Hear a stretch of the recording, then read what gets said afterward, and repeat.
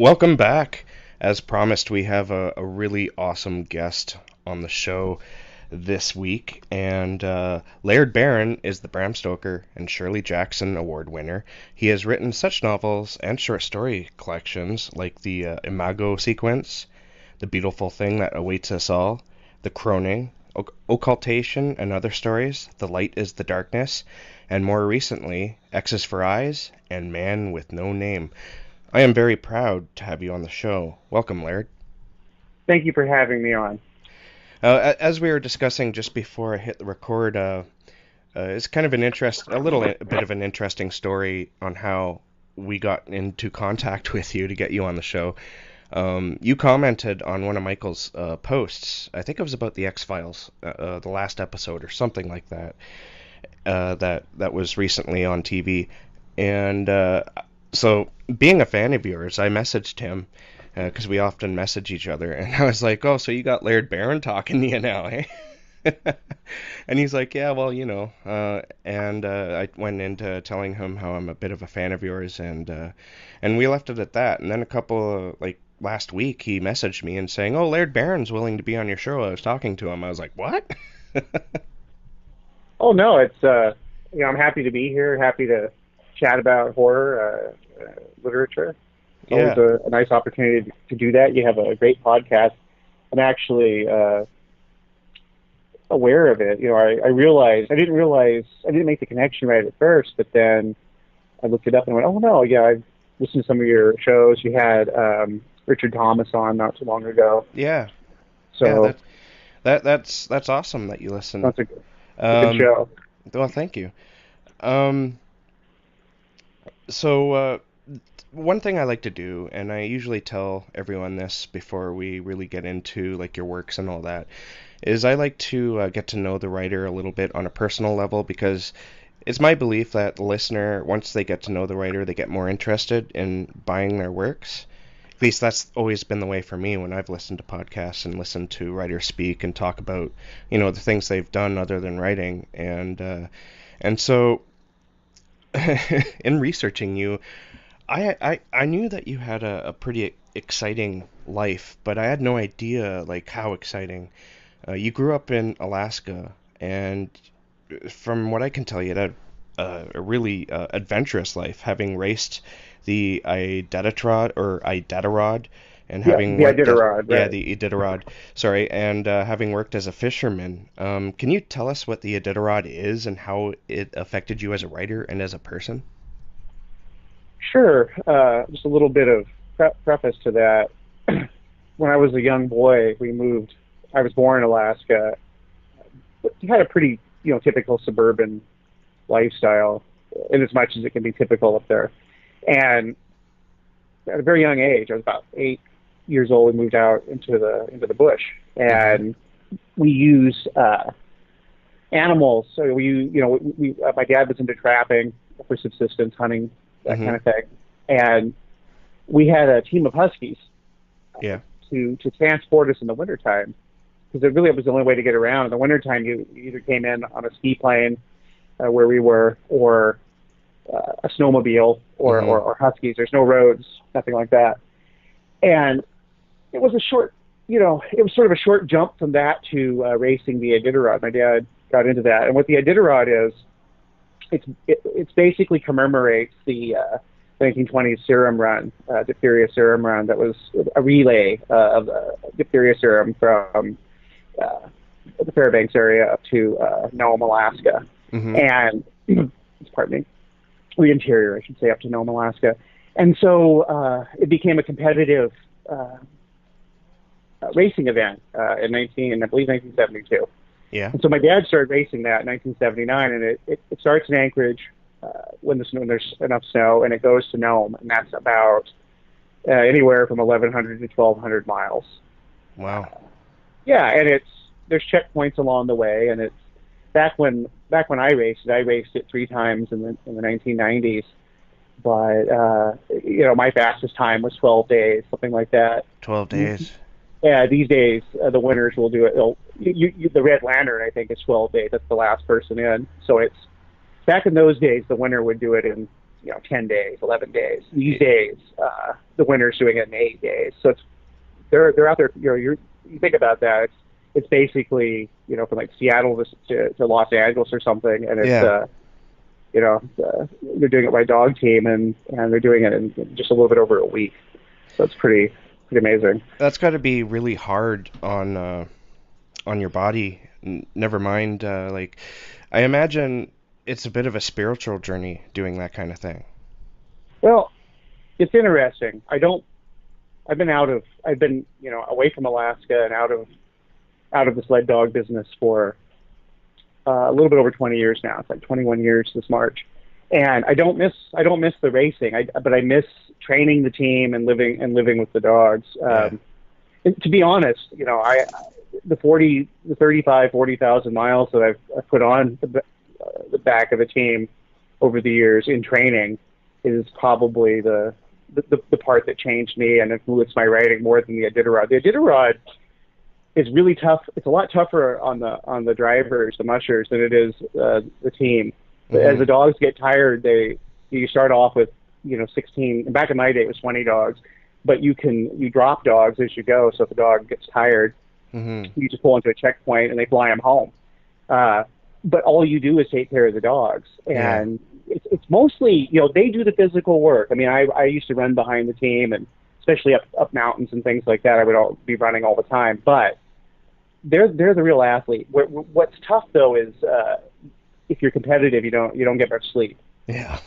I average on the Iditarod, you average probably, if you're competitive, you're probably averaging 2 hours out of 2 to 3 hours out of 24 if you're lucky. Wow. So it's a lot of it has to do with mental toughness. Yeah. The people who do really well have an affinity with their animals and are just physically and mentally tough. What happens if, just say, like, one of the dogs gets sick or injured? Do you have to pull out, or is there a way to, or even if you hurt yourself, is there a way to find help? Well, nowadays they've always had sort of a support network. They have what they call the Iditarod Air Force, and so there's a lot of pilots flying the trail. There's vets. Every checkpoint has a vet team, Mm-hmm. and the checkpoints on average are about 50 miles apart. So these days they wear, I guess for the last few years, they've been wearing like transponders or little homing beacons. So if somebody gets lost or stuck somewhere and they're in danger, they can pinpoint the location and go get them. Mm-hmm. They'll go get them with a snowmobile or whatever. As far as the like dog injuries, basically what happens is we've all had either injuries or just tired dogs. You put them in the sled and you carry them. Okay. When you get to the checkpoint, you drop the checkpoint, you drop the dog at the checkpoint, and the vets take care of the dog and send the dog home. If a musher or a driver gets hurt, it just depends on how bad you're hurt. My dad tore all the muscles on his forearm. He basically separated muscle from the bone early on in the race back in the 1980s, and he really couldn't use his left hand. Oh. For the next 10 days of the race, but he was able to do it. Somebody else got their nose mostly cut off. They got hit by a tree limb and their nose just split wide open. Ow. And they just taped it up and kept going. Wow. Every now and then, something happens. Somebody will have too severe an injury and they'll have to pull out. But I would say most of the time people pull out of the race just because of a flu. You get that many dogs together and people, and they start swapping flu, and so some people dogs get sick, and so they have to pull out of the race. Yeah. But it's not because of the race itself. It's the endurance aspect. It's usually everybody's doing great, and then you get a rhinovirus or something, and you just don't have any energy. Yeah. You mentioned that you got out of the business some time ago. What made you decide to stop doing that? I didn't want to wake up and be, well, I'm 46 now, and I didn't want to wake up and be in my mid-40s, and have never been able to write, never traveled, basically never experienced anything besides living in Alaska, which a lot of my contemporaries, that was their arc of their life. Hmm. A lot of people though came, I was the reverse of most people. Most people back in those days came to the Iditarod, and probably still do, from the outside. Uh, Hmm. if you look at the bios of people who come to Alaska, most of them come to Alaska from somewhere else. Most of them had vocations or careers. A lot of them were in their late 20s and older. It's the kind of race where it can be dominated by someone in their 40s and 50s, Hmm. and so a lot of people had a lot of the better racers had a lot of life experience, had businesses, lost businesses, multiple marriages, whatever. They had lived life, and then they settled down and became mushers. I was one of the few people. It was the opposite. I was born in Alaska, and I was sort of born into it, and so I decided that I needed to get out of Alaska and do something else while I was still young enough. Yeah. In your bio, it also says that you worked as a fisherman. When I hear that, I sometimes think of that show on the Deadliest Catch, I think it's called. Yeah, right. I never, pardon me, I never had anything quite that exciting. I didn't do any crab fishing or anything, which is what Okay. the real. I didn't do the winter fishing, Yeah. and actually, I fished some. I also spent a lot of time on land-based factories as well, and so I stuck to salmon processing and sometimes herring. So it Uh, was very, it wasn't that. It wasn't. The danger had very little to do with the elements and a lot more to do with just, industrial accidents and whatnot. yeah. Even like like I worked on processors out in the Bering Sea, and it's not that anything can happen, but it's if you don't work there in the wintertime, you're a lot safer. Cool. Growing up in Alaska, did you get a chance to read a lot? Yes, uh, when I was growing up, we had the TV, had a radio, that kind of thing. TV ran with a tiny little battery operated black and white TV that Wow. you could cover with the palm of your hand. Probably it was probably like a 7-inch TV, something like that, and very limited. We had limited access to it. We could have an hour a day, and so we usually watched the news. And it ran off a car battery, and we had a little beat up generator. We charged that battery, or had a couple of them, and we'd swap them out. So if there was a movie on or something, we might be able to watch that. But so there wasn't really a lot of stimulation besides reading. And my mom had brought trunks of all the books that she and her family had collected over the years, and so we had several steamer trunks full of you name it, everything. Like I've said in the past, everything from Barbara Cartland to Borges, Hmm. and and so I was very Catholic in my reading, and I didn't. Obviously, there were things I liked better than others, being a kid, Hmm. but I didn't. You see a lot of warfare between so-called genre lit and genre, Yeah. or main, or generic. I'm sorry, I mean generic lit and genre. And I don't. I never. I was raised outside of that. Outside of that battleground. I tend to like things for what they are, except if it's a romance novel, which is not my genre, but I won't judge a romance novel based on my love of horror or some other type of historical genre. I will judge a romance novel on whether it succeeds at what it's attempting to do. Yeah. And I don't, and I never fell into the trap of that something, can't be good if it's not of the genre that I prefer. Hmm. I don't believe that so-called pulp fiction can't succeed as literature, and I don't believe that so-called literature is all navel gazing. There's too many examples of cross pollination. Yeah. And lately there's been some commentary in our article discovering the wheel for the first time. Like, oh my god, this can be good. Yeah. This thing that I don't normally read can actually be good. That's true. I actually read some like things that you would think that I wouldn't read just to check out, just to see what the other genres are about. And you know, the writing in those, like romance and whatnot, the writing in those novels can be really, really well done, and the story is like in depth and beautiful even. For a guy like me who typically reads horror, right? Well, absolutely. And I've confessed this before, but I'll say it again. I read a lot more horror now than over the last 5 years. I've been involved off and on with the Shirley Jackson Award. I was a juror a couple years back, 2 years in a row. I'm a juror for the World Fantasy Award this year, which of course covers just about horror and everything else. But I reviewed for Locus. I've done quite a few things, and it's forced me to sit down and examine a narrower spectrum. But generally speaking, I don't read. I've never read horror for pleasure. I've read it over the years. I mean, I grew up on Stephen King and Michael Shea and some Lovecraft in my later teens. Anne Rice. I mean, Dean Koontz. There's all kinds of. I was aware of horror, but back in those days, through my late teens into my early 20s, I was a book every other day kind of a guy. Wow. I read voraciously, and so for every horror writer or dark fantasist that I read, there was 10 other authors, and probably 3 or 4 other genres.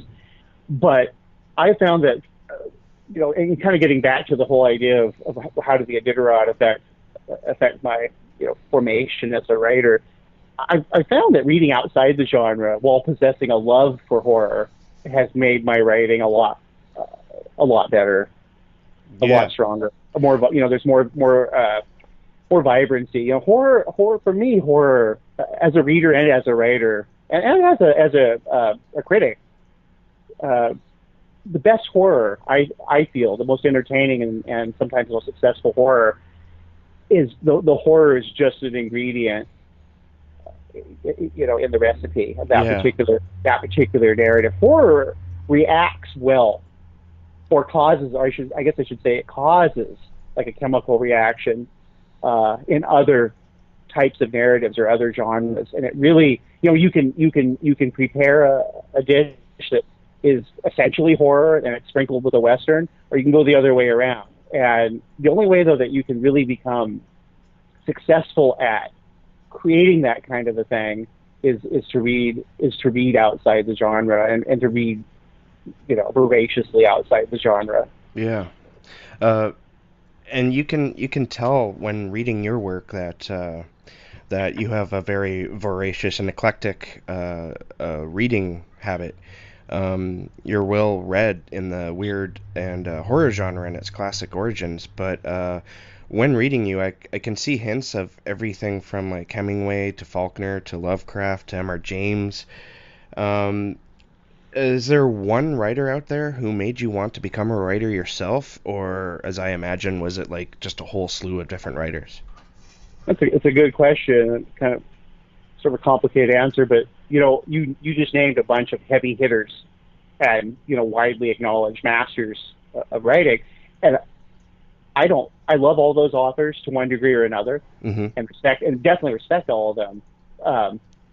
But I also I like authors of no particular literary merit, according to the Academy. I don't have a problem with Barbara Cartland. I don't have a problem with Dean Koontz. Yeah. Not at all. I actually think if you can synthesize some of the pulpy stuff that H. Rider Haggard was doing and synthesize it with a Faulkner somehow, at least what you're aiming for, you've got something amazing. So there's a lot of pulp, and I say, I use it loosely, but so-called pulp writers, so-called genre writers, I absolutely love their work, and I think that they've influenced me as much or more. Louis L'Amour has as much of a hook in my soul as Cormac McCarthy, whom I absolutely, I acknowledge that Cormac McCarthy is the master of the two, but neither one of them, McCarthy isn't the dominant influence. No. Now, to dig deeper into what you asked me, I kind of like what Ursula K. Le Guin, I believe that she said this, and I'm only paraphrasing. Somebody asked her when she became a writer, or what it cost her to become a writer, and she said something that's true to me. She always was a writer. She never became a writer. She was one. Yeah. And I started writing before I could read. I wanted to be an author before I even understood how to read. It motivated me to learn how to read early. Hmm. I learned how to read before first grade, and I wrote these little. I drew some pictures which all kids could scribble, and I was writing these nonsense stories, fake, invented language just to try to make sense of these images. And then I started writing actual stories when I was about 6 years old. Hmm. Now, and from then, from early on, I always wanted. I didn't know what it meant. Hmm. It wasn't as if when I was in first, second, third grade, I said, okay, someday I'm going to have I'm going to publish a novel and this is what's going to happen. Yeah. It wasn't coherent, but it was simply, I knew what novels were. I knew, I understood. I was reading Lord of the Rings when I was in second grade. And I said, this is what I want a book. I already was writing, but now I'm like, okay, yeah, I want books like this. I want people to pick them up and read them. Hmm. And by the time I was, in fourth or fifth grade, and we had moved by then, by fourth grade, I moved out into the woods and was reading, focus reading. I mean, reading everything in those trunks. I understood what it meant to be an author, at least the larger, the broad, at least in the broadest sense. Hmm. And I said, I want to be in books with these authors. Someday, that was my big goal. It had nothing to do with money. I didn't understand, whether you made a living. That wasn't part of the agenda. It was simply, wow. I want to be in a book, with even though he was long gone by then. I want my name beside Edgar Rice Burroughs or Robert E. Howard or Louis L'Amour. Hmm. I want to be in an anthology with these guys or whatever. I didn't know how it worked. Yeah. And early on, I didn't really have one influence. It was kind of, as you alluded to, it was a group, but it kind of crystallized in my teens. If I had to give one author credit for getting me through the rough times, Hmm. it was Roger Zelazny. Oh, wow, cool. When did you finally decide to, like, you came to that conclusion that you wanted to have your work appear one day beside those greats that you mentioned? But when was it that you decided to actually sit down and start writing short stories and whatnot seriously? I wrote my first novel when I was 9, Okay. and I say novel loosely. It was about 350 handwritten pages, Uh, and it was a mess, obviously. And I wrote 2 more before I was 16, wow. and each one was one thing. So I basically wrote around 1,200 handwritten pages, over a 5 to 7 year period. I also wrote, I would guess, scores of short stories and novellas, and some of them were finished, some of them weren't. I lost everything eventually at all. Well, that's When too we bad. moved. Well, yeah, I had at one point when I was 15, I had this my section of my brothers and I shared a big old room, and I had my corner, and my corner had a trunk like you would have when you're a kid, like a Foot Locker. Yeah. It was stuffed like you couldn't shut the lid with all the stuff I had written. Wow. I also had that much more stuff stuffed under the bed. There was like piles. I had piles. To get close to my bed, you would have to step on piles of half-written and sometimes fully written stories. Wow. And I wrote stories. Paper materials were pretty rare for us, or pretty precious. Hmm. And so, if you look at college ruled paper, I got to the point where, when I got older, by the time I was 14 or so, I would actually use 2 sentences per line. So instead of using, 1 sentence on a line, I would write small enough I could get 2. Wow. And I'd use both sides of the paper and that kind of thing. I wrote off, I wrote past the red line, the whole 9 yards, because I just absolutely had to use whatever conserve my resources. And so I did that from the time, I wrote a lot before I was 9, but I would say from 9 on, and that lasted until I was about 18, 19, somewhere in there. I still wrote, but it really tapered because I started racing professionally, Yeah. sled dogs, and then it stopped completely when I was 22 or so, and I didn't write for about 5 or 6 years. And that was, as I said earlier, that was one of the components one of the instigators of. I just woke up one morning and just I can't do this. Competing in the Iditarod was becoming more and more of a wealthy person's avocation, and I didn't. I was competitive, but I just didn't have any money, and I felt I wasn't going. I was just going to start backsliding and slipping down the ranks. Yeah. So, and I wasn't able to write, and that was really eating away. I don't even identify myself as an author, except that's my vocation. Mm-hmm. I'm a man. If something happened to me tomorrow and I was no longer had a career writing, then I would go do something else. But writing is a fundamental. The act of creation is a fundamental part of my DNA. Yeah. And it was certainly something that was missing.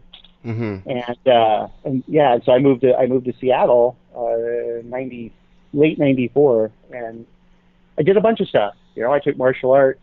I started lifting weights. Basically, I did a lot of things for myself. Mm-hmm. When you own a team, a kennel, it's just like a professional farmer. You don't have a life outside of your farm. That's what you do. Yeah. You don't take vacations from your farm. If you take vacations, it's to go gather money or to go get resources. And so for a few years, and writing was part of it, but writing was just one of the facets.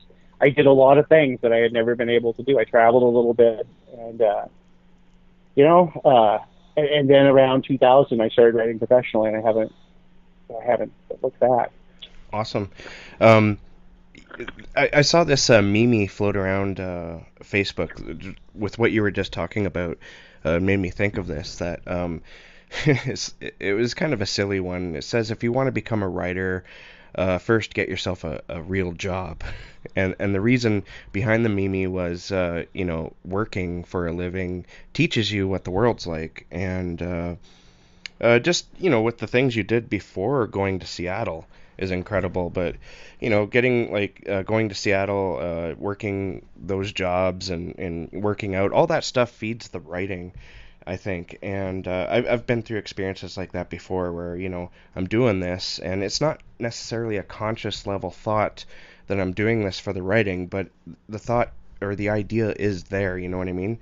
And so life experiences are very, very important to writing. And that's the one thing I really like about your work too, is that you can see the life experiences, even though you don't necessarily write in an autobiographical way, but you can tell that you've lived. Well, I agree with you about life experience, and my friend John Langan, he teaches at SUNY New Paltz.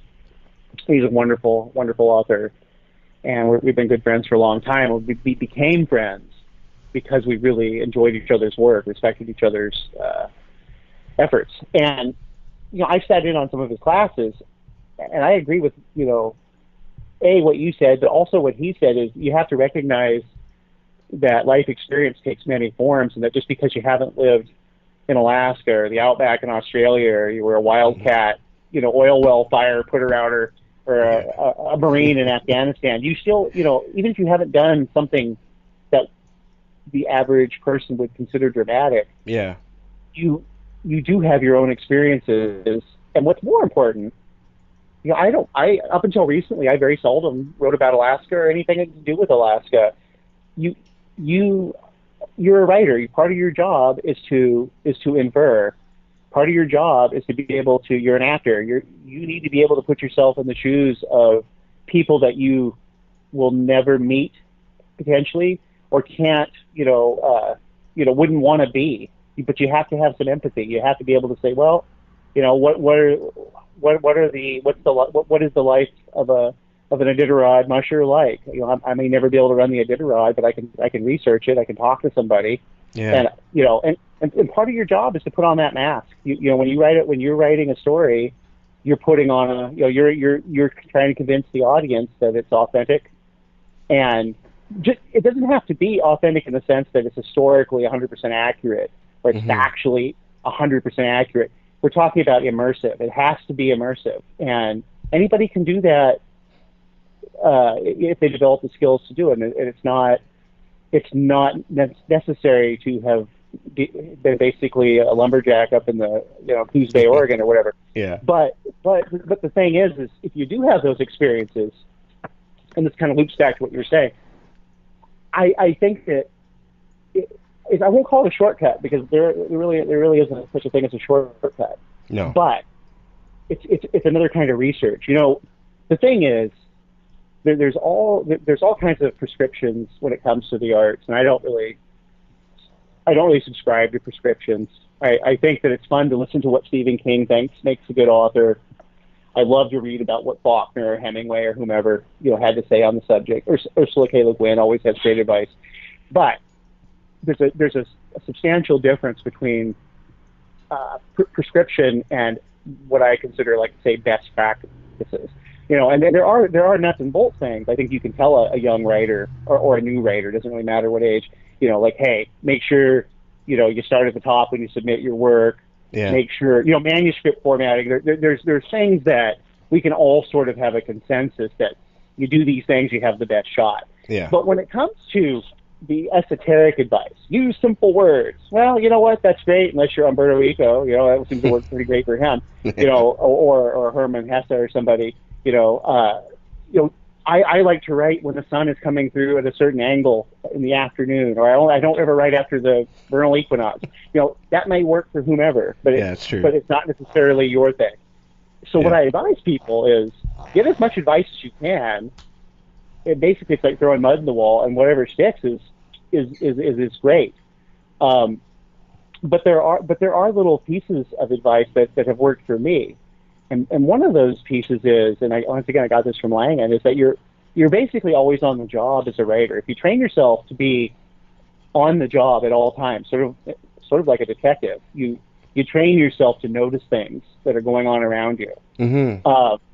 You don't have to be a musher. You don't have to be a nuclear physicist. I've read about people that are so far outside. I'm not a clandestine operative. I've never worked for the NSA or whatever. I've never been to Hong Kong, but I've had expats who've lived in Hong Kong. Absolutely, they go, man, how'd you capture that so well? Because I've talked to people who live there. I did my research. Yeah. And I know when to be specific and when to be vague. And the thing is that the secret is your reader will do so much of the heavy lifting for you. You don't have to saturate them, with information. It's basically like a boxing match. You jab, jab, jab most of the time, and then every now and then whack with a right cross. You aren't constantly throwing right crosses. Yeah. You'd have to pick and choose your spots, and it takes so much energy. It takes so much energy to constantly be delivering haymakers when you're writing. I was talking to somebody I'm mentoring, and he brought that up. He's like, I'm always kind of swinging as hard as I can every sentence. I'm like, right. If you just sort of, know when to do it and when not to, but that's why it's an art, not a science. Yeah. But the whole life experience thing, you just let everything that happens around you. If you're always on the job and you're listening to, I've listened to private detectives discussing their work. I was listening to a guy that was a coke dealer and had turned it, he was hiding out basically in an area where I was living, not witness protection, but just sort of lying low. He was out of jail. Yeah. And he used to just sit there and just kind of casually have conversations when he got drunk down at the lodge. And I would just listen in. And I also, he got to talking to this guy. It turned out was an drug enforcement, EEA guy. And they were just sort of laughing and comparing notes. And believe you me, I took notes. Because both of those men's experiences are so far outside of, mine. Yeah. How can I possibly write about it? Well, I listened to what they had to say and I asked a few questions. Yeah, and I like what you said too, that you have to be a little bit empathetic to other people's experiences because they've lived in completely different circumstances than you. And when you're writing a character, you can't always, be putting people or yourself in there. Sometimes the character is somebody that you've never truly encountered before, but the imagination plays up on that, and so yeah. But going back to your writing, you're a very prolific short story writer, and you have is it 3 collections to your name? I have or is it First of all, four? thanks for, well, it'll be 4 in October. I have a fourth one coming. Okay. And I chuckle about the, being prolific because the first 9 or 10 years I wrote probably, 12 or 14 stories. And in the last 6 years, I've written, closing in on 60 stories. Yeah. And I do have a tendency to write. Actually over the last few years, I've written a mix of lengths. I've written a ton of stories that are in the 4 to 5,000 word range, and a few that are between that and 12,000, and then I have a bunch that are 12,000 to 30 or 40,000. And as a matter of fact, I'm writing a series of novellas for Journal Stone, Cool. and Yeah. I'm under contract to actually write probably, I think, over the next year and a half, 2 years, I'll probably write 10 novellas for them. Oh wow. But so these are 20 to 30,000 word novellas over the next couple of years. Actually that And was. Oh, sorry. Go ahead. oh no, and so it's just been it's just things kind of went into overdrive for me because I went professional. I've been writing professionally for many years, but I went writing as my only income about 8 years ago.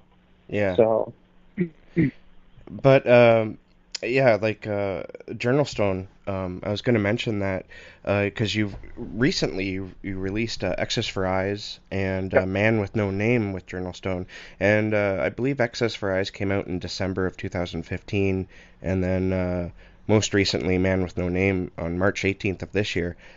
And those are pretty close together. So I was curious if you have like, and you answered the question, if you have like a new relationship with Journal Stone. Because you've released other books by like Dark Views. That yep. was what was it? Darkness. The Light is the Darkness. Yes, Yep. that's it. And but I don't think have you haven't released anything else by Dark Views, have you? No, that was it. Uh, And I enjoyed. By the way, I enjoyed. What happened was I wrote it for Bloodletting Press. mm-hmm. It was commissioned, and I'm not sure. It's one of those deals where it was bloodletting, but then by the time it got published, I think the publisher had changed the name to Morning Star or something like that.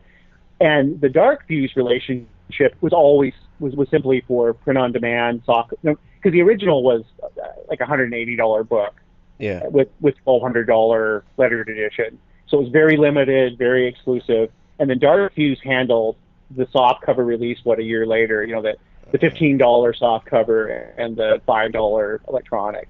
So it was great working with both of them, but most of the work was done, the art and the editing and all that was done with Bloodletting. And then something kind of similar happened with Man with No Name. Man with No Name, I wrote that about 3 years ago, and I wrote it for Jared Walters at Centipede Press. He was doing an anthology called A Mountain Walked, which is just absolutely a gorgeous, expensive, like a $300 book. It's this gigantic book. Mm-hmm. T.C. Boyle's in it, T.D. Klein's in it. Most of it's reprints, but I did an original, and that was the Man with No Name. Yeah. And S.T. Joshi was editing. Oh.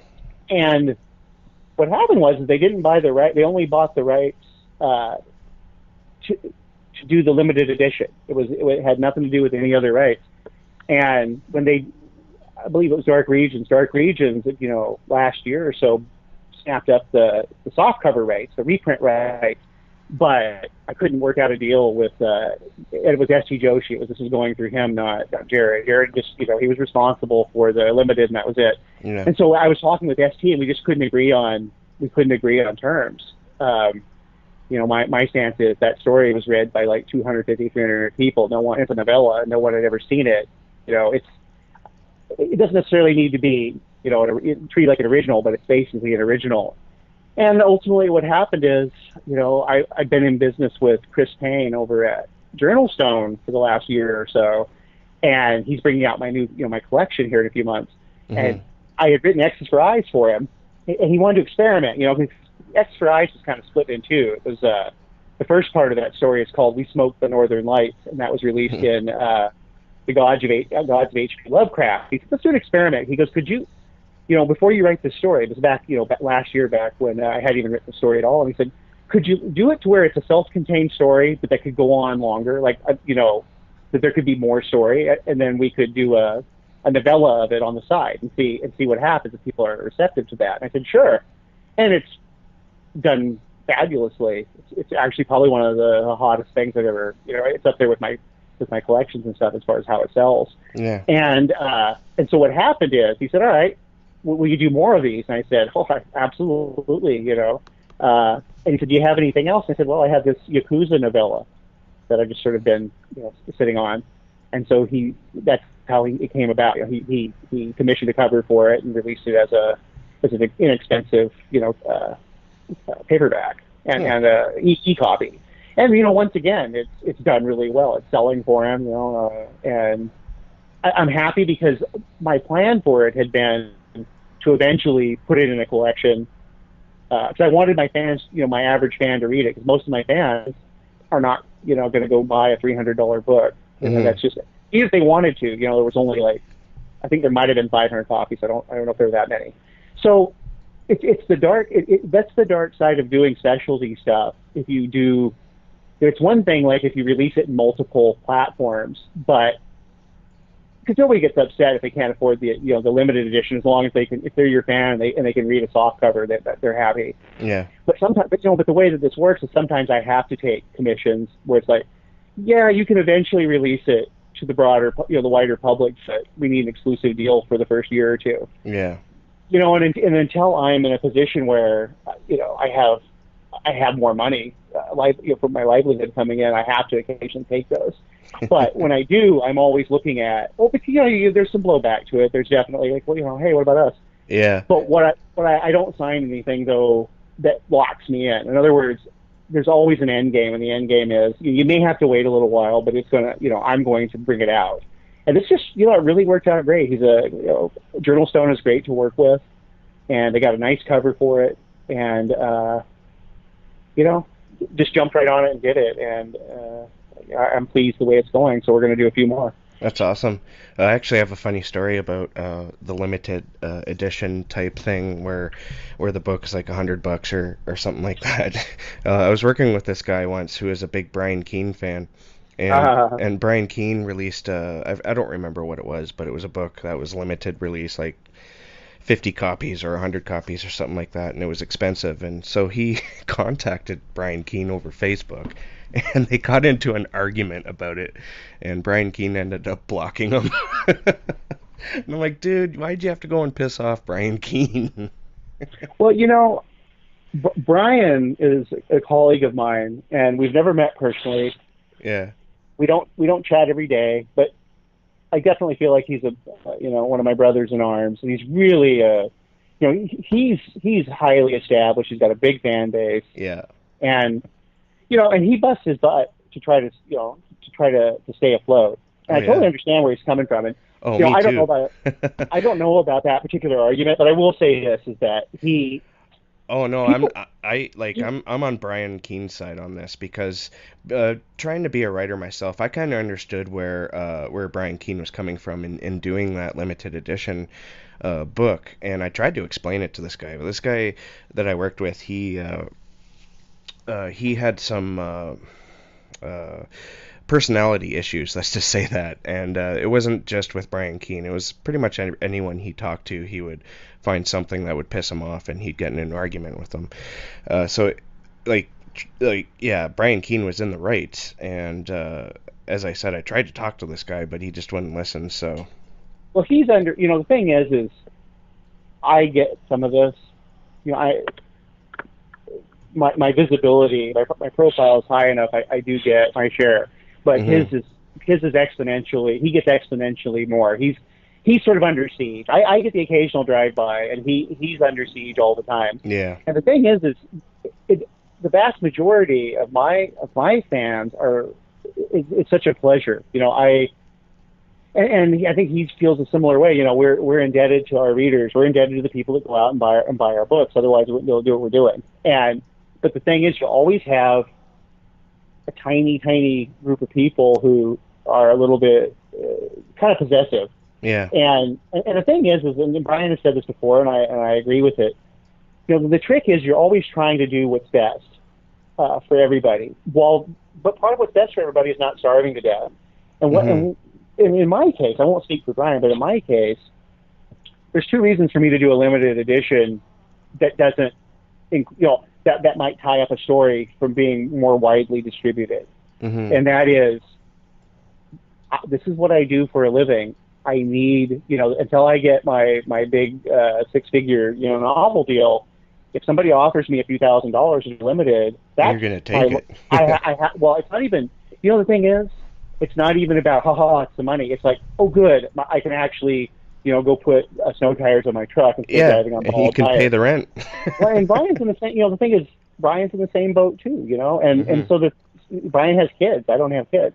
So the bottom line is, I try to do things in a way that uh, keep, my goal is to be as read as widely as possible. But part of that is you have to be able to write. If I have to go back to work doing some kind of menial, crappy, soul sucking day job, then Hmm. all these people who might be angry that they didn't get to read that particular story for a year, won't have any stories. Because Yeah. back in the day, man, when I was working at a high school. I was an educational assistant at a high school, or when I was fishing or running dogs, the other things that I've done, I wasn't getting much writing done. During the aughts, when I first actually started building my career, I had a great, reception from the community. The Hmm. first few stories I published did really well. I had movie interest, all kinds of stuff. Wow. You know what? I was still working at a high school, I was working in a special needs program, and wonderful, rewarding work. But the last thing I felt like doing when I came home emotionally shattered was Yeah. was investing more of my psychic energy in writing. Mm. And so I would work on a story for months and months, and you'd get one or two stories a year. Yeah. Now that I'm full time, I write on the order of 150,000 words of stories and novellas and novels a year, as Yeah. opposed to like 25 or 30. And Back in. so, Go ahead. well, I was going to say is the occasional, the thing is, Brian's case and mine, our status is such that we have enough of collectors are interested in our work. Yes. Occasionally, we're going to do stuff like that. But the other thing is, besides just the nuts and bolts of, the mathematics of staying alive, it's really, I'm in this. It's more about, this is what I've always wanted to do. I've always wanted to be a writer, or to be published, since I was 9 or 10 years old. I wanted to make a contribution. That was my thing. If I want people, years from now to go, some kid to go, oh, I'm having a miserable day, but I'm going to read this Laird Barron story and read about people who are far more miserable than I am, and it's going to be a relief. And the thing is, it really is a wonderful feeling. That first time I had this $1,200 deluxe edition book sitting on my shelf, I really felt, I don't know, it probably sounds cheesy, but it was a really profound, somebody thought enough of my work, and there were people out there that thought enough of it that they wanted an art piece made out of a story that I wrote. Yeah. And it was, in other words, it wasn't about money. It was about, you created, we forget that we're creating art. We use words like market and product and produce. But the bottom line is, to one degree or another, we're all trying to do something that we're proud of. Yeah. Otherwise, we'd be plumbers. Because the thing is that unless you're a six-figure, unless you're knocking down six figures every time you write a novel, the average writer, especially in our neck of the woods, if they're not making much money, they're not making enough to live. Hmm. So you've got to be doing it. Surely, unless you're clinically insane, you're doing it because it's something that you just are driven to do. You're compelled to, to be an artist. And so if you get a chance to occasionally, have someone, to make something that not only is it it's a piece of literature, but you get some fabulous artist and you get some fabulous layout person, and they bind it in the most beautiful materials. I really think, and it's going to be stored safely somewhere. Yeah. I really do think that that's a little tiny piece of immortality, and I don't know how you could say no to doing it occasionally. Yeah, I can totally agree with that. I would not turn that down either for all those reasons. For one, to anything that to get you perhaps not working in a factory or doing that soul sucking job. uh, to do what you want to do. Like, I love podcasting and I also love writing. If I could do both those full time, I wouldn't. I would jump on it. You know what I mean? So I can totally understand why. And to see like your work produced in such a way with that, with uh, with the love and the art that's put into it, it would just be so incredible and honoring. I would jump on that too, just for that reason alone, to see something produced from something you worked on, somebody else worked on, to make it look beautiful in its presentation. It would just be something awesome to have. Well, this is something we don't talk about as writers that much. It's such a lonely and solitary profession. Just to give you a tiny little bit of insight, my girlfriend is wonderful, and she's so supportive. She works at a library, and she has a couple jobs. One of them is she works at a library, and that's kind of how we hit it off in the first place. Yeah. She was interested. I was a writer, and of course, I'm a librarian. Oh my God! So we were just chatting and everything. But the thing is I was doing a story. I have a story for Journal Stone, a novella called for their new Limbus anthology. They've done a couple in the past, and basically those anthologies have 4 or 5 writers in them. Each one does a novella. I think this one has Jonathan Maybury and Shauna McGuire are 2 of the other authors, and so it's a pretty big deal. And my schedule is horrific, and I don't write very fast. I have not. Matter of fact, I've slowed down a lot since my early days, and so the only way that I can create work that is to my specifications is I have to write longer. I can't write more quickly, and so I basically, instead of writing 5 hours a day, I work 10 or 12 or however long I have to. And last week, to meet that deadline, I was actually over deadline. I worked, last Sunday, she had a birthday party, and I was in here writing, and I came out and hung out some, but every 5 minutes I would do a French leave and sneak back in and try to get another, a couple sentences in, because I just flat out had to get it done. And so there's a certain amount of sacrifice, there's a certain amount of, you're on your own. But what we don't talk about is there is a collaborative effect. When you create a piece of writing, like I wrote this story called The Imago Sequence many years ago, and I sold it to Gordon Van Gelder at Fantasy and Science Fiction, and he made it the cover story. Well, he started showing me some covers, and they're okay. But Corey and Katska Inch, these two great, this husband and wife duo, they created a cover. They read the story, and they took a couple images from the story, and they created this absolutely fantastic covers. I had 2 covers with Fantasy and Science Fiction, and bottom line is this cover had to be one of the great covers. When they put it up, they really were inspired to do this, and you start seeing that. X's for Eyes. Matthew Rivera did the cover for it. And some covers are good and some covers are okay. I've been blessed. I don't think I've ever had what I would consider a bad cover. No. I mean, not everybody likes them, but the point is I'm hypercritical of what the product is, what the cover looks like at the end. Yeah. And I've had some I didn't like as much as others, but I tell you what, they've all been good. Yeah. And some have been fantastic. This, Rivera is just brilliant. I hope, because we're looking at doing 3 more Tombs novellas over the next 18 months or so. Wow. And I absolutely want him to be the vision, the cover vision for that series. Yeah. And it's a collaborative thing. When people, now that I have, I'm on various social networks, I get all kinds of just absolutely brilliant fan sketches, for example, of different stories that I've done or different characters from stories. And, I've had quite a few covers, foreign covers, whatnot, different interpretations of my work.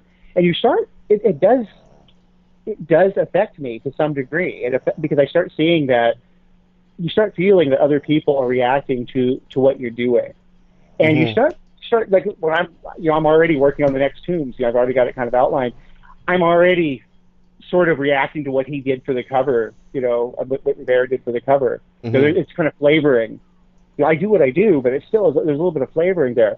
And so I really think that authors would do better to, I don't even necessarily mean acknowledge, but to actually even wake up to the fact that we're collaborating with our fans in that way, and with our colleagues that are, doing layout. I mean, layout makes all the difference in how a book is interpreted. Yeah. If you have a bad layout, I don't care how great the story is, people have a hard time getting past that. Yeah. It's worse than the cover. If the interior layout is really hard for people to parse, to read, then you could have a gem that they would otherwise love, but they won't give you, they'll give you a 1 star on Amazon because it hurt their eyes. So the Yeah. bottom line is we're in collaboration with these people, and when they do such fantastic interpretations, you realize that you're not alone. You are not alone. These people are, listen, you rest, we're going to take it from here.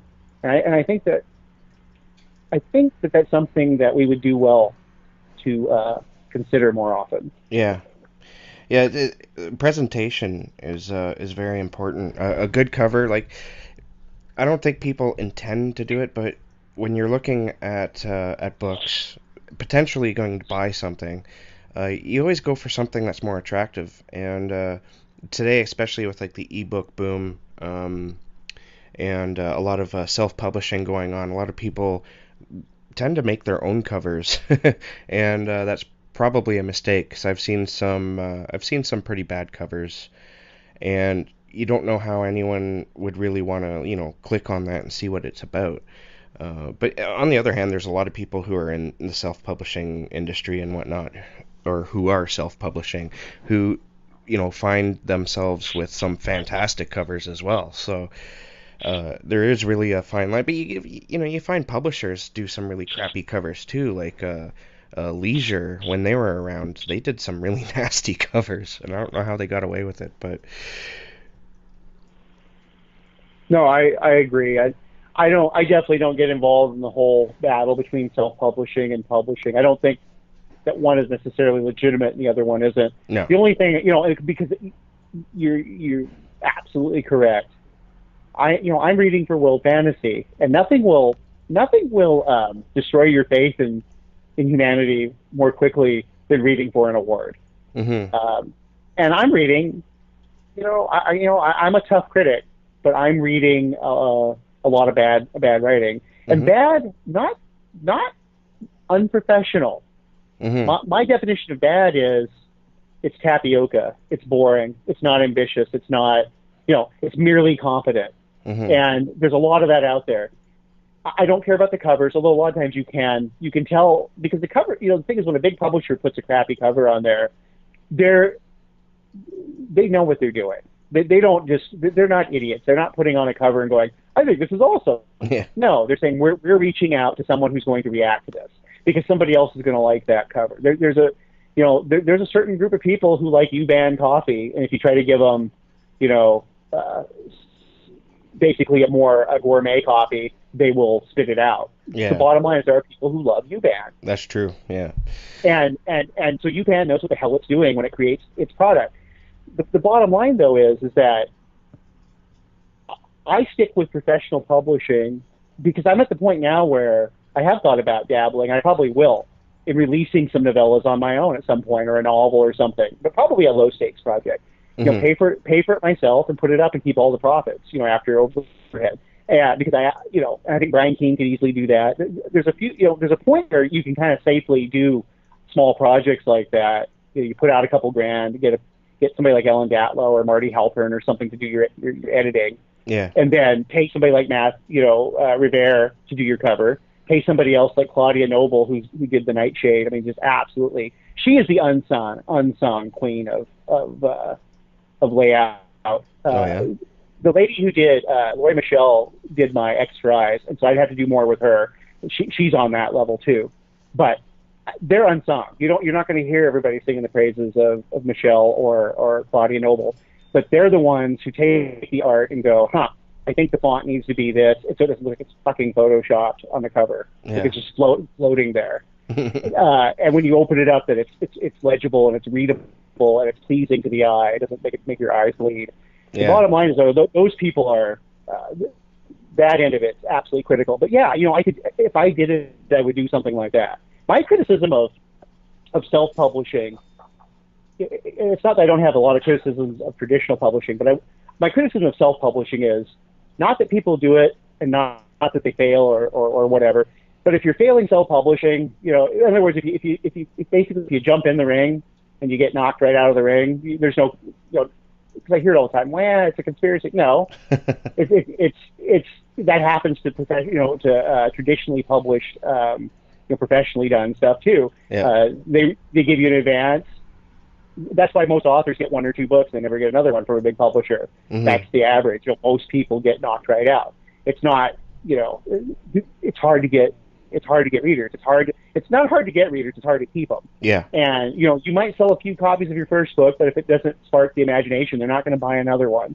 And that happens all too often. Mm-hmm. And in self-publishing, I'm just like, well, I've known people who think it's a shortcut. And those are the people that I have criticism for. That they're like, they think that publishing is a cabal, that bigger publishing is a cabal, that they're just being unfairly excluded, or that it's a shortcut. Yeah. And if you're going into it with that kind of mentality and you get punched in the nose, I find it very tedious. Like on my various networks, occasionally, some of my colleagues will be crying about that kind of a thing, and I have to admit, I don't have any empathy for, my self-published book's not selling. Yeah, well, Yeah. That's welcome to the fucking club there, buddy. Yeah, well, that's exactly it. And like even Amazon, who's the king basically of ebooks, they've come out with reports recently stating that nobody's making money off self-publishing. Only a certain handful of people are, but nobody else is. And so, it's just kind of like common ground. And what you said about finding readers and keeping them, that's probably one of the biggest secrets. Well, one of the other and good content. Well, the thing is, there was a discussion about that recently. Several editors, I won't even bother to name the editors, they're big editors, and they were talking about people rushing to put out their debut collections. Mm-hmm. And I 100% agree with them, but for different reasons. There are a lot of authors whom I respect. I've done intros and blurbed and recommended and positively reviewed. So this is not a matter of quality, because I actually differ with the editors on this. They're like, don't put out a book until it's good quality. Well, I don't buy that. Even when Ellen or Sean Wallace, Ellen Datlow or Sean Wallace says that, they're like, well, you should wait until it's good. If you have enough good stuff. But that's completely subjective. And also, the market doesn't give a flying rat's ass whether it's really any good or not. I'm reading too much stuff that got a 6-figure advance that's going to sink without a trace. Mm-hmm. To basically believe that. I mean, it's nice if it's good. I think you should always strive to be good. Yeah. But good stories and good novels are not necessarily outselling all the crap. Matter of fact, Surgeon's Law, there's a lot more crap being published successfully than there is good stuff. And, an editor should be with me on this one when they reject, 98% of everything that comes in. So most stuff, a lot of it goes on to be published elsewhere. So the thing, and win awards and the whole 9 yards. So the thing is, it's not about quality. That's not the arbiter. The arbiter is getting an audience. Mm-hmm. And this is a mistake I think a lot of people are making. A caveat being a mistake if they think this is going to rocket them to success. And all of a sudden they're going to basically, have a lot more visibility and then go on to be, their profession will be more, their career will be more lucrative or whatever. The thing is, you have to build an audience. And if you're a Joe Hill or somebody that, there's always an outlier. Every year probably there's a new voice that comes out and they didn't sweat away in the salt mines. And their first book wins them a major award. But talking about short fiction is a tough way. It's a traditional way to get acknowledged, but it's also in a lot of ways really not the way to do it. Peter Straub used to say, no, if you want to have a chance to be a mid-list author, you need to start with novels, because that's where the money is and that's where the notice is. Yeah. And I never heard anybody say I don't want to read novels. I hear lots of people say I don't want to read short stories, and so I think he's got something there. But because of the pulse and because of how the market was in the 60s and 70s, there is another path, and the path I took, and that's writing short fiction. And of course, there's the matter of if you like, you love short fiction, that's what you write. But the thing is if you're writing short fiction, you need to have one or two things happen to become more than ignored. Mm-hmm. And that is, you need to either build an audience, like I have, like John Langan, Stephen Graham Jones, Paul Tremblay. You Mm-hmm. build your audience over years, and you build it over publishing in places that people read. And like I said, it's not a matter of quality. It's helpful if people think your work is great, Mm-hmm. but all that matters is that readers like it. Yeah. And the bottom line is the other way to do it is, yeah, you're Joe Hill or you're Neil Gaiman or something, and you sort of, you explode, into the stratosphere. That happens. Yeah. But I see a lot of my contemporaries, they've been, who knows how long they've been writing, but they've been publishing 1 year, 2 years, 3 years, running out and putting out collections. Now, there is nothing objectively wrong with that. And I can attest that a lot of these collections are as good as anything else being published. Mm-hmm. And some of them may be better. We're talking a lot of great writers. But, don't be shocked if your book doesn't sell. Yeah. Don't be shocked if at the end of the year you're not, well, how come I wasn't on the Shirley Jackson ballot or whatever? Yeah. That's where I kind of, my empathy or my sympathy ends. The thing is, I totally understand. You got to do what you got to do. Get your book out there. If you've only been writing for a few years and you've got enough material, then fine. But if you haven't been in fantasy and science fiction, if Asimov's hasn't called your name, if you haven't been in Clarkesville or any of the lit mags, if you do not have people buzzing about your work outside of our little echo chamber on Facebook or Twitter, Mm-hmm. if you don't have an audience, you cannot expect your beautifully written, beautifully packaged, small press collection to do much. Yeah. And so what I would say about that is, and the thing is, if you don't care, that's fine. But if you're interested in building your career and you don't want to go insane, you would do far better spending a lot more. Basically, I consider doing the real work. And the real work is put on your big boy pants and send it to fantasy and science fiction 100 times. Yeah. Put on your big boy pants and send it to Nightmare. And if you do it for a few years and they're not biting, that's one thing. But I know a lot of people don't even bother. They got published by a few tiny presses and they're like, oh, okay. And maybe they got rejected once or twice elsewhere and they're done. They're just like, well, I'll publish with this and I'll do my 50, I'll do these micropress things. Yeah. And like I said, man, I'm not slamming all this for the sake of slamming it. I think there's nothing wrong if you're a new writer and you get published wherever. But heed my words, don't be surprised if your book doesn't earn out and you're not asked to do another one. Because the thing is, we're all kind of, I'm talking about people who want to be read, who want to do this professionally.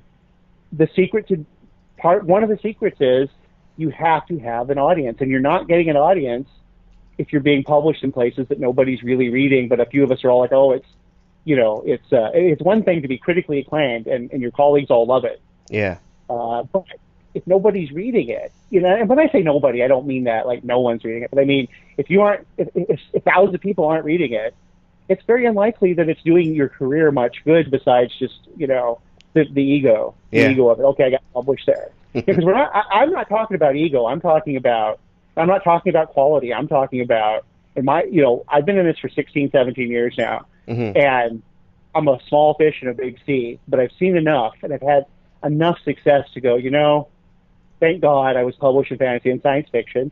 Thank God I didn't get greedy and, because I used to write like a story every couple of weeks. All that stuff's gone. I never showed the world any of that stuff. Mm-hmm. Thank God that I didn't just publish in every little place and then start pumping out chapbooks and books at the start of my career. I think, and John Langan, I think, is another example of somebody who's becoming, a cult titan. And same deal, he methodically published and methodically published in great places. Yeah. And I really do think that's the secret, is to basically be patient.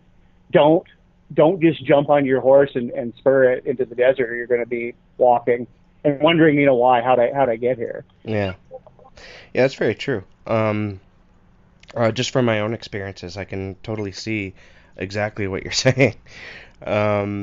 Let's move on to your recent novels, X's for Eyes. Can you tell us a little bit about what that is, or what it's about? Oh no, sure. First of all, I'm going to clarify that it's a novella, just so that because it is. I mean, it's packaged like a book.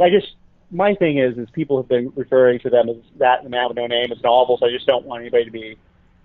Somebody bought one by another author that was shorter, but it was packaged the same way. And they're like, but wait, it's only 90 pages. What happened? But yeah, that's true. Sorry.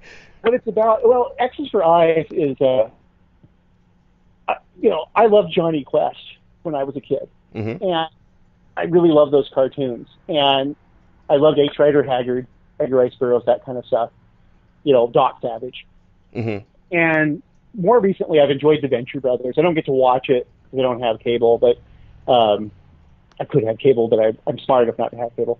And I said to myself, I need to do a story, and the Hardy Boys, that was another one. And so I look at this stuff. I look at like the teens adventure stuff and the men's adventure from the 50s, and then what the Venture Brothers kind of plays around with that. I was like, I want to do a hardcore version of this, though. I want to do something that has some of the humor, but is much more, it's satirical, but it's also just very dark in places. There's like a strange arrhythmic sort of progression to it that you're not really sure how to take it. Is it tongue in cheek or is it deadly serious? And it's basically about the Toombs brothers, who are heirs to a mighty corporation set in an alternate universe, 1950s, United States of America, and everything is just slightly different than our reality. Matter of fact, if you just kind of read through it, you might not even notice, but it's definitely an alternate universe. That said, it ties into my larger mythos directly. Mm-hmm. Most of my stuff people have asked me, like, how can all this be occurring? I'm like, well, all the different stories, how do they tie together? I said, well, I have 2, possibly 3 universes that are sort of parallel to each other, and I jump back and forth between them. And this is definitely in a more futuristic, swashbuckling science fiction pulp sort of a universe. And I was asked to do it for the Gods of H.P. Lovecraft, and I chose Azathoth. Mm-hmm.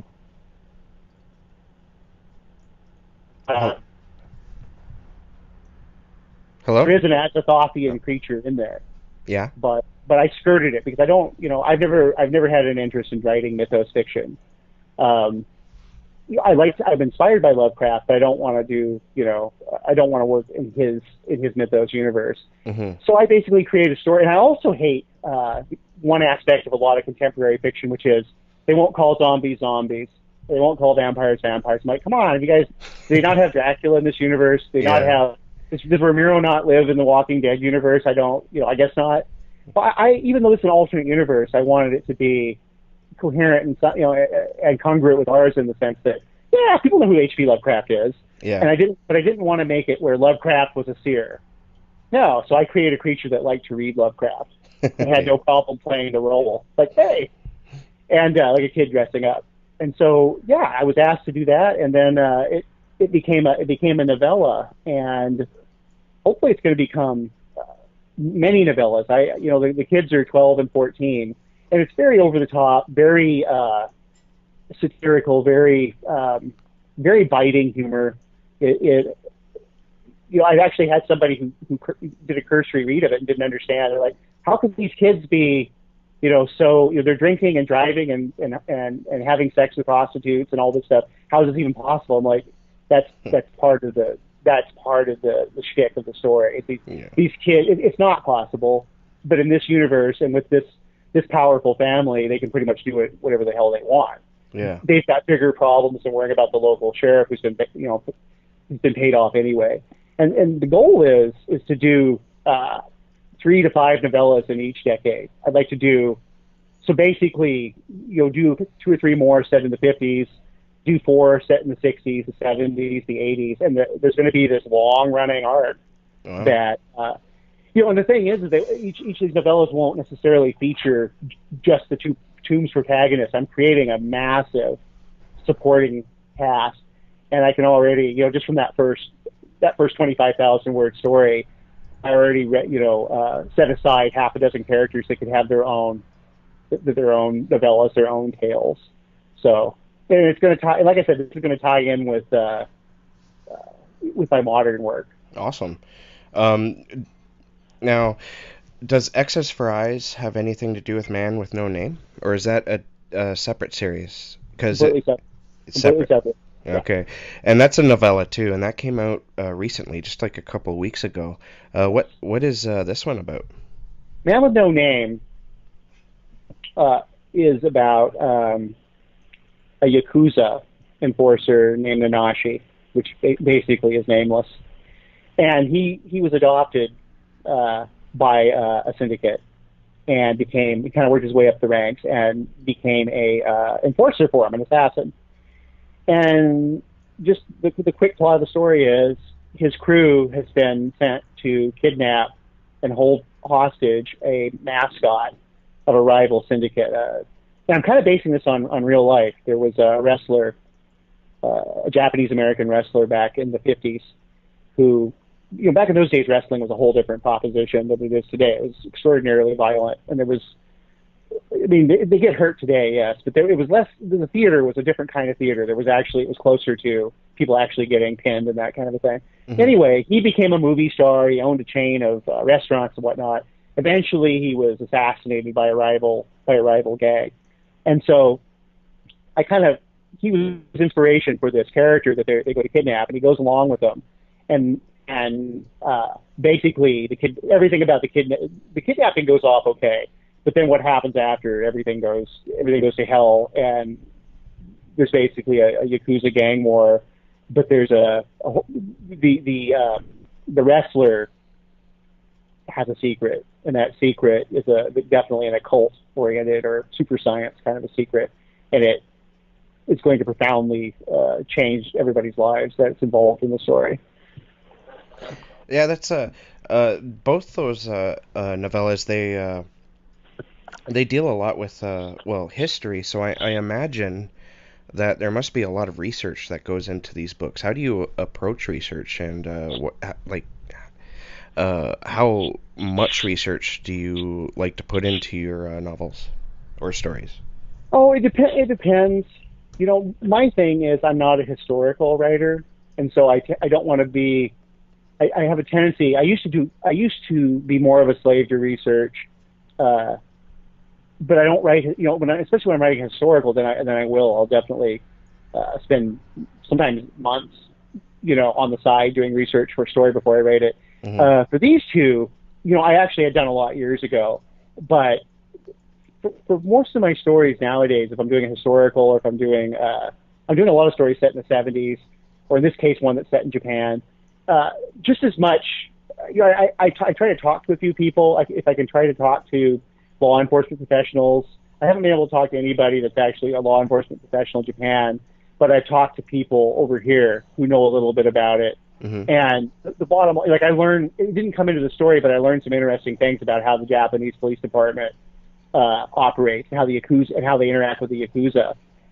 Most people don't realize the Yakuza is actually it's a business over there. They have shop fronts and the whole 9 yards. And the vast majority of what they do is totally legitimate. Matter of fact, in some ways they remind me of the biker gangs, the modern biker gangs, not the 60s. But these days, the Hells Angels, and the Banditos and all that do fun runs, and they have businesses and the whole 9 yards. And everybody knows that there's some bad stuff going on behind the scenes, but they do have, they're legal. It's legal to be a Hell's Angel. Mm-hmm. And so that's very similar to how the Yakuza work, where it's not legal to be in the Mafia. It's a really interesting sort of contradiction there. Yeah. So, I did a bunch of research,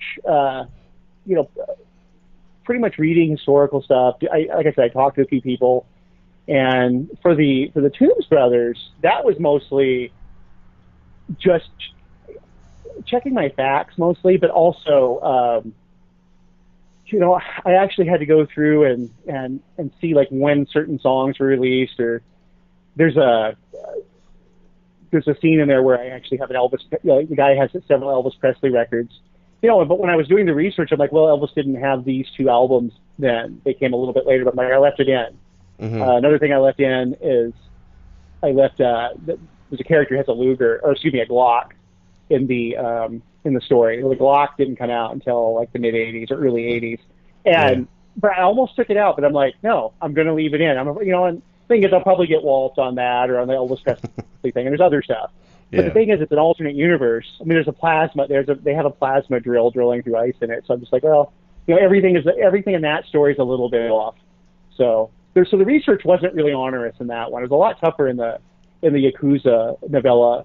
And the thing is I've been reading kind of in preparation for that and kind of studying in preparation for that since 2007 or 2008. I had started to write it, and then I had collected a bunch of research on it, but didn't actually get around to writing it until like 5 years later. Same thing with the Men from Porlock. I don't know if you've ever read that one, but it's a logging story I wrote, and it's set in the 1920s. Hmm. And that was an easy one to research because I set it in Olympia, and I was able to talk to loggers, some old guys, and I was also able to get books from there's a historical library there, and so I was able to go there and visit that, see all the pictures, see how they did things, and then I was able to get some really old.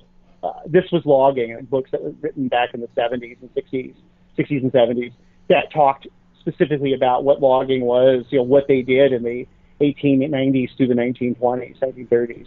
Mm-hmm. So that one I really steeped myself in for a long, long time. Yeah, I don't doubt that. Um, all right. Well, I think we've hit our limit in time. Oh, I'm hearing a phone ringing. uh, Before we go, though, where can readers and listeners get in touch with you online? They can reach me or follow me on Twitter, just under Laird Barron. I'm on Facebook. Actually, I have an author site, and I have a personal site that's open to the public under my name on Twitter. And you can go to my website, which is at lairdbarron at wordpress.com. Mm-hmm. That's my official author site. Awesome. Well, thanks for being on the show. I had a real blast talking to you. Uh, you are an incredible writer and an incredible person. So thank you for coming on. It was my pleasure. Thanks for having me. All right, thanks. All right, so that is that. I'm gonna hit the stop here.